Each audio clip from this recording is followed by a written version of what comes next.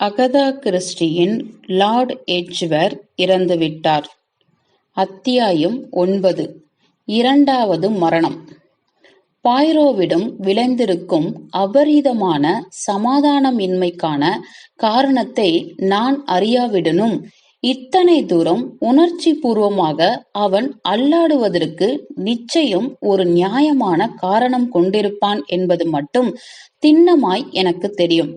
கர்லோட்டா Adams குடியிருக்கும் அடுக்குமாடி பகுதியை அடைந்து வாடகை கார் நின்றதும் துள்ளி குதித்து வெளியேறினான் பாய்ரோ. டிரைவருக்கு உரிய பணத்தை திணித்துவிட்டு கட்டிடத்துக்குள் பாய்ந்தான். கீழ்த்தளத்தில் இருந்த முகவரி பலகையில் ஆடம்ஸின் பகுதி முதல் பாடியில் இருப்பதாய் எழுதப்பட்டிருந்தது. 3-4 படிகளாக தாவி தாவி ஏறினான். லிப்டுக்காக காத்திருக்கவில்லை. அது எங்கோ ஒரு மேல்தளத்திலிருந்து அதற்கு சமிக்ஞை அனுப்பி காத்திருப்பதில் கூட நேரம் வீணாகிவிடும் என விரைந்து கொண்டிருந்தான் பாய்ரோ. கர்லோட்டா ஆடம்ஸ் வீட்டின் கதவினை அவசரமாக தட்டினான். அழைப்பி மணியையும் அடித்தான். கதவு திறக்கப்பட சற்று நேரமானது. அதற்குள் துடிதுடித்து போனான். சிறு தாமதத்துக்கு பிறகு நடுத்தர வயது பெண்மணி ஒருவரால் கதவு திறக்கப்பட்டது. மிக சுத்தமாக இருந்தார் அவர். கூந்தலை இழுத்து இறுக்கி பின்னுக்கு தள்ளி வாரியெறிந்தார். அவர் கண் இமைகளும் சிவந்த கன்னங்களும் மூக்கின் நுனியும் மொத்தத்தில் முழு முகமும் மிக வருந்தி அழுதிருப்பதற்கு சான்று கூறும்படியாக சிவந்து வீங்கி இருந்தன. செல்வி ஆடம்ஸ் இப்பொழுதே தேவை என்னும் அதிகாரம் ஓங்க ஆவலாய் கேட்டான் பாய்ரோ. அந்த பெண்மணி பாய்ரோவை ஆழ பார்த்தார். கேட்டார், கேள்விப்படவில்லை? கேள்விப்படவில்லையா? எதை? இவ்வாறு கேட்ட பாய்ரோவின் முகம் உணர்ச்சியற்ற பிரேதத்தின் கலை கண்டது. வெளிரி போனான். இதோ இதைதான். அது எதுவோ எனக்கு தெரியாது. ஆனால் இதோ இதை எதிர்பார்த்துதான் அவன் பயந்து அலறி ஓடோடி வந்துள்ளான் என்பது எனக்கு புரிந்தது. கதவை திறந்துவிட்ட அந்த பெண்மணி மிக வருத்தமாக தன் தலையை இடவலமாக ஆட்டி, இப்படி நடந்திருக்கவே கூடாது என துடித்தார். தன் சோகத்தை கட்டுப்படுத்தி கொண்டு உடைந்து போன குரலில் சொன்னார், அவர் இறந்துட்டார். தூக்கத்திலேயே மரணம் நிகழ்ந்துவிட்டது. கொடுமை, மிக கொடுமை. அப்படியே கதவில் சாய்ந்து தள்ளாடி போனான் பாய்ரோ. தாமதமாகி விடக்கூடாதுன்னு பறந்தேன். ஆனால் காலம் தாழ்ந்துதான் விட்டது. காற்றில் முணுமுணுத்து கொண்டான். பாய்ரோவின் பரிதவிப்பை வெளிப்படையாகவே அறிய முடிந்ததால் அந்த பெண்மணி மிக முக்கியத்துவம் கொடுத்து துப்பறியும் நிபுணரை பார்த்தான். மன்னிக்கணும் சார், நீங்க ஆடம்ஸின் நண்பரா? இதற்கு முன்னால் நீங்க இங்கு வந்து பார்த்ததா எனக்கு நினைவில்லையே என கேட்டார். இதற்கு நேரடியாக பாய்ரோ மறுபதில் தரவில்லை. மாறாக ஒரு டாக்டர் வந்து பார்த்துதான் ஆடம்ஸின் மரணத்தை அறிவிச்சிருக்கணும் இல்லையா? என்ன சொன்னார் அவர் என்று கேட்டான். தூக்க மருந்து அடங்கிய திரவத்தை அளவுக்கு அதிகமா உட்கொண்டு விட்டதால் மரணம் சம்பவித்து விட்டதாக அறிவித்தார். ஓ, பரிதாபமான முடிவு. எத்தனை அருமையான பெண்! கொடூரமான மருந்துகள். எங்கு வாங்கினாலோ, எவன் கொடுத்து தொலைத்தானோ? அந்த மருந்தின் பெயர் வெரோனல் என்றார். பாய்ரோ சட்டென்று விரைப்பாய் நிமிர்ந்து செங்குத்தாய் நின்று கொண்டான். தான் துக்கம் அனுஷ்டிக்க தகுந்த நேரமில்லை இது என்பதை உணர்ந்தவனாய் அவனுடைய நடவடிக்கை புது அதிகாரம் கொண்டு எழுந்தது. நான் உள்ளே நுழைய வேண்டும் என்று கட்டளையாய் உணர்ந்தான். பெண்மணியோ அப்பட்டமான சந்தேகத்துடனும் அவநம்பிக்கையுடனும் பார்த்தார். எதற்காக இத்தனை அதிகாரத்தோடு நீங்க உள்ளே நுழையணும்? பெண்மணியின் வார்த்தைகள் எல்லாம் மதிப்பளிப்பவனாய் பாய்ரோ தெரியவில்லை. தன் வழியை ஏற்படுத்திக் கொள்வதில் விரைவாய் செயல்பட்டான். பெண்மணியின் அவநம்பிக்கையிலிருந்து விடுபட்டு அவளை தனது கட்டுக்குள் கொண்டு வர உள்ளே ஒரே ஒரு வழியை தேர்ந்தெடுத்து கொண்டான் ஹெர்குல் பாய்ரோ. நீங்க என்னை உள்ளே விட்டுத்தான் தீர வேண்டும் என்றான். நான் ஒரு துப்பறியும் நிபுணன். பாய்ரோ என் பெயர். உங்க முதலாளியான ஆடம்ஸின் கொலை குறித்த சந்தர்ப்பங்களுக்குள் தாமதியாது உடனடியாக நான் விசாரணைக்குள் இறங்க வேண்டும். அந்த பெண்மணியின் மூச்சு அப்படியே நின்று போய் பின் மீண்டது. ஓரங்கட்டி நின்று கொண்டார். நாங்கள் குடியிருப்புக்குள் நுழைந்தோம். இந்த தருணத்திலிருந்து பாய்ரோ நிலைமையை அப்படியே தன் முழு அதிகார கட்டுக்குள் கொண்டு வந்தான். நான் இப்போ என்னை பற்றி கூறிய அடையாளம் என ஒரு ஆணையாய் அந்த பெண்மணிக்கு கட்டளையிட்டான். அது மிக மிக ரகசியமானது. எந்த தருணத்திலும் அது உங்களால் உடைக்கப்பட்டு விடக்கூடாது. செல்வி ஆடம்ஸின் அகால மரணம் ஒரு நேர்ந்திருக்க கூடாத விபத்துன்னு தான் இந்த சமுதாயம் பார்க்கும். அப்படியே பார்க்கட்டும். ஆடம்ஸை வந்து பரீட்சித்து பார்த்து மரணத்தை ஊர்ஜிதம் செய்த டாக்டரின் பெயர் மற்றும் முகவரியை தாங்க. டாக்டர் ஹீத், 17 ஹார்லி தெரு. உங்க பெயர்? Bennet, Alice Bennet. நீங்க மிஸ் ஆடம்ஸுடன் மிக நெருக்கமாக அன்பு வைத்திருந்தது புரிகிறது செல்வி பென்னட். இந்த வார்த்தைகளை கேட்ட மாத்திரத்தில் ஓ ஆமாம் என்று அழ ஆரம்பித்து விட்டார் பென்னட். மிக இதமான இளம் பெண், நடிகைகளுக்கும் புகழ்பெற்ற கலைஞர்களுக்கும் மிகுந்து கிடக்கும் பந்தா துளியும் இல்லாத அன்பு ஜீவன். அவரை போல நிஜமான மனிதத்தை நான் பார்த்ததே இல்லை. மதுரமானவர், பூமியில் கிடக்கும் அத்தனையும் விரும்பி அன்பு செலுத்தியவர், ருசியானவர், கவனமும் இரக்கமும் கலந்து கூர்மையாய் உள்வாங்கிக் கொண்டிருந்தான் பாய்ரோ. இவ்வளவு நேரம் அவனிடமிருந்த பொறுமையின்மையும் அவசரமும் இப்பொழுது இல்லை.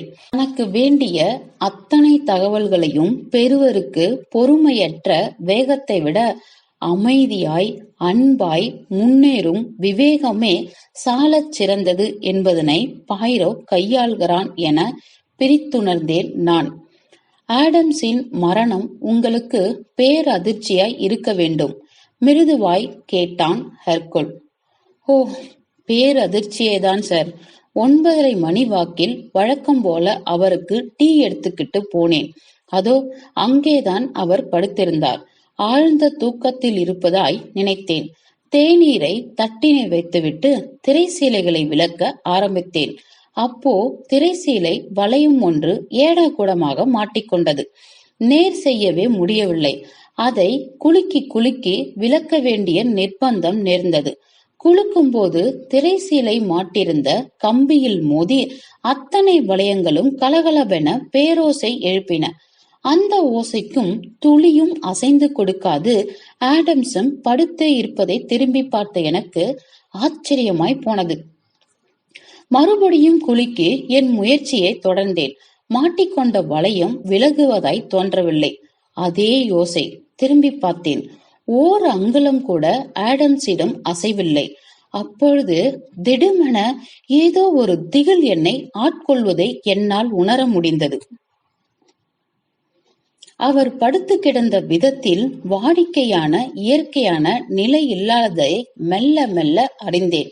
மரமாய் கிடப்பது போல தோணுச்சு.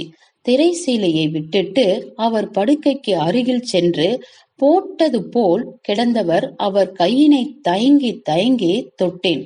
இப்படி சொல்லி நிறுத்திய பென்னட்டின் கண்கள் விரிந்து கொண்டே போக திகிலானார். நிலை குத்திய பார்வையை பார்த்தபடி ஐஸ் கட்டியை போல இறுகி சில்லிட்டிருந்தது சார் அவர் கை. வீரென்று கத்திட்டேன் என்றார். விக்கித்து போனார். எதிரில் இருப்பது என்னவென்று தெரியாத ஒரு குருடனின் பார்வை அவர் கண்களில். பிறகு சுய நிலைக்கு வந்து பொலபொலவென அழ ஆரம்பித்து விட்டார். விசும்பினார். புரியுது புரியுது என்று அனுதாபம் மிகுந்து ஏற்றுக்கொண்டான் பாய்ரோ. நிச்சயம் அந்த கணம் உங்களுக்கு மிக கொடூரமானதாய் இருந்திருக்க வேண்டும். மீண்டும் தான் தூங்குவதற்கு அடிக்கடி தூக்க மாத்திரை சாப்பிடும் வழக்கம் மிஸ் ஆடம்ஸுக்கு உண்டா? அவருக்கு ஏற்படும் தலைவலியை தணிக்க அவ்வப்பொழுது சில தலைவலி மாத்திரைகளை மட்டும் சாப்பிடுவார் சார். சிறு குப்பையில் இருந்து சிறு சிறு மாத்திரைகள் அவை. ஆனா அவர் நேற்று உட்கொண்டிருப்பது வேறு ஏதோ. டாக்டர் தான் சொன்னார். தூக்கம் உண்டு பண்ண வல்ல திரவம். நேற்றிரவு அவரை காண யாராவது வந்தாங்களா? யாராவது பார்வையாளர்? இல்லை சார், நேற்று சாயங்காலம் அவர்தான் வெளியே போயிருந்தார். எங்கே போறேன்னு அவர் உங்ககிட்ட சொல்லிட்டு போனாரா? இல்லை சார், 7 மணி வாக்கில் கிளம்பி வெளியே போனார். எந்த மாதிரியான உடை அலங்காரம் செய்திருந்தார்? கருப்பு உடை அணிந்திருந்தார் சார். முழுக்கவும் கருப்பு உடை மற்றும் ஒரு கருப்பு தொப்பி. பாய்ரோ திரும்பி என்னை பார்த்தான். கன நேர பார்வைதான். ஆனால் அதில் எத்தனை எத்தனை அர்த்தம். ஏதாவது நகை அணிந்திருந்தாரா? அவர் எப்பொழுதும் அணியும் முத்துமணி மாலை மட்டும்தான் சார் அணிந்திருந்தார். கையுறைகள், சாம்பல் நிற கையுறைகள்? ஆமா சார், வெகு சரி. அவர் அணிந்து சென்ற கையுறைகளின் நிறம் சாம்பல் தான். மீண்டும் என் பக்கமாய் கன நேர பார்வை. இப்போ கவனிங்க செல்வி பெனட். முடிஞ்சா அவர் என்ன மனோநிலையில் இருந்தார் என உங்களால் நினைவுபடுத்தி சொல்ல முடியுமா? உல்லாச மனநிலை அல்லது கிளர்ச்சியாய், வருத்தமாய், அதிர்வாய், என்ன மனோநிலையில் ஆடம்ஸ் இருந்தார்? யோசிக்காமல் எப்பொழுதும் நான் கண்டிராத மனோநிலையில் புதிதாய் தெரிந்தார் அவர் என சட்டென்று பதில் தந்தார் பென்னட். கர்லோட்டா ஆடம்ஸ் எது குறித்தோ முழு மன திருப்தி அடைந்து விட்டவராய் எனக்கு தோன்றினார் சார். அவருக்கு எதிரே அடக்க முடியாத சிரிப்பை உண்டு பண்ண வல்ல நகைச்சுவை ஏதோ நடந்து கொண்டிருப்பது போல தனக்குத்தானே சிறு சிரிப்பில் இருந்தார் சார். எத்தனை மணிக்கு அவர் திரும்பினார்? நள்ளிரவு 12 மணி கடந்து சிறிது நேரத்தில் திரும்பினார் சார். அப்போ அவர் இருந்த மனநிலை என்ன மாதிரி இருந்தது? கிளம்புவதற்கு முன்னிருந்த அதே மனநிலையிலேயா இருந்தார்? மிக களைத்து தளர்வாய் இருந்தார் சார். மனக்லேசம் அடைந்தவராய் அல்லது வருத்தப்படுவராய் அல்லது நிலைமையே தலைகீழாய் கவிழ்க்கப்பட்டவராய் தோன்றினாரா? கிடையாது சார். அவர் வருத்தத்தில் இல்லை. முடிக்க முடியாத ஒரு விஷயத்தை அப்பொழுதுதான் முடித்த ஒருவர் அடையத்தக்க சந்தோஷத்தில், மன திருப்தியில்தான் அவர் தெரிந்தார். யாருக்கோ தொலைபேசி செய்ய ஆரம்பித்தார். அப்பொழுது அது குறித்தெல்லாம் தனக்கு கவலை இல்லை என்று ஏதோ குறித்து சொன்னார் சார். அதையெல்லாம் காலையில முடித்துக் கொள்ளலாம் என்றும் பதிலளித்தார். ஆஹா என்று பாய்ரோவின் கண்கள் உத்வேக எழுச்சியில் மின்னின. அப்படியே முன் வளைந்து ரகசிய குரலில் கேட்டான். அவர் தொலைபேசி செய்த நபரின் பேரை நீங்க கேட்டீங்களா? இல்லை சார். ஏதோ ஒரு எண்ணிற்கு இணைப்பு கேட்டு காத்திருக்க வேண்டும். தொலைபேசி எக்ஸ்சேஞ்சிலிருந்து வழக்கம் போல் சொல்லும் மந்திரமான முயற்சி செய்து கொண்டிருக்கிறோம் என்னும் மறுபதில் வந்திருக்க வேண்டும். ஏன்னா பரவாயில்லை என்று ஆடம் சொன்னார். அதை வச்சு சொல்றேன். சிறிது நேரம் போனது. அப்போ அவர் கொட்டாவி விட்டு கொண்டிருந்த போது இணைப்பு கிடைத்தது. மறுமுனையில் ஏதேனும் பேசியிருக்க வேண்டும். ஓ, எனக்கு அது குறித்தெல்லாம் கவலை இல்லை. நான் மிக களைத்து போய் வந்திருக்கிறேன் என்று சொல்லிவிட்டு மறுமுனையின் பதிலுக்கு காத்திராது ரிசீவரை வைத்துவிட்டு உடைகளை களைய ஆரம்பித்தார். அவர் இணைப்பகத்தில் இணைப்பு கேட்ட அந்த தொலைபேசி எண் ஞாபகப்படுத்த முடிகிறதா? மறுபடியும் யோசிங்க. மிக முக்கியமானதாய் அது அமையலாம். எனக்கு நினைவு வரல, மன்னிச்சிடுங்க சார். எந்த எண்ணை ஆடம்ஸ் அழைத்தால் எனக்கு என்ன சார்? அதனால் அதற்கு நான் முக்கியத்துவம் தரலே. ஆனா அந்த எண் விக்டோரியா பிரதேசம் எண் என்பது மட்டும் விளங்கிற்று. எண்ணின் அமைப்பை வைத்து சொல்றேன். அவர் படுக்கைக்கு தூங்க செல்வதற்கு முன்னால் சாப்பிடவோ அல்லது குடிக்கவோ ஏதேனும் எடுத்துக்கொண்டாரா? எப்பொழுதும் போல ஒரு கோப்பை சூடான பால் அருந்தினார். அதை யார் தயார் செய்தது? நான் தான் சார். அந்த மாலை பொழுதில் வேறு ஒருவரும் உங்கள் குடியிருப்புக்குள் வரவில்லையா? யாரும் வரல சார். சரி, மாலைக்கு முன் மதியம் அல்லது பகல் பொழுதில் ஒருத்தர் கூட எங்கள் குடியிருப்புக்கு வரவில்லை என்பது நிச்சயம். செல்வி ஆடம்ஸ் மதிய உணவுக்கும் மேலும் மாலை சுற்றின்றிக்கும் வெளியே போய் வந்தார். மாலை 6 மணிக்கு தான் திரும்பி வந்தார். பால் எப்பொழுது வந்தது? ஏதாவது அதாவது நேற்று இரவு ஆடம்ஸ் குடித்த பால்? அவருக்கு கொடுத்தது புது பால் தான் சார், மதிய நேரத்து பால். மாலை 4 மணிக்கு வந்து பால்காரன் வெளியே வைத்து செல்வான். ஹோ சார், பாலில் சந்தேகம் வேண்டாம். பாலில் எந்த தவறும் இல்லை என்பது சர்வ நிஜம் சார். இன்று காலையில நான் குடித்த டீ கூட அதில் செய்யப்பட்டதுதான் சார். டாக்டரும் ஆடம்ஸ் குடித்த தூக்க மாத்திரையால் தான் மரணம் சம்பவித்து உள்ளது என்பதில் வெகு ஸ்திரமாய் இருக்கிறார். நான் பாலில் ஏதாவது தவறு இருக்கலாம் என நினைப்பது தப்பாய் கூட இருக்கலாம்.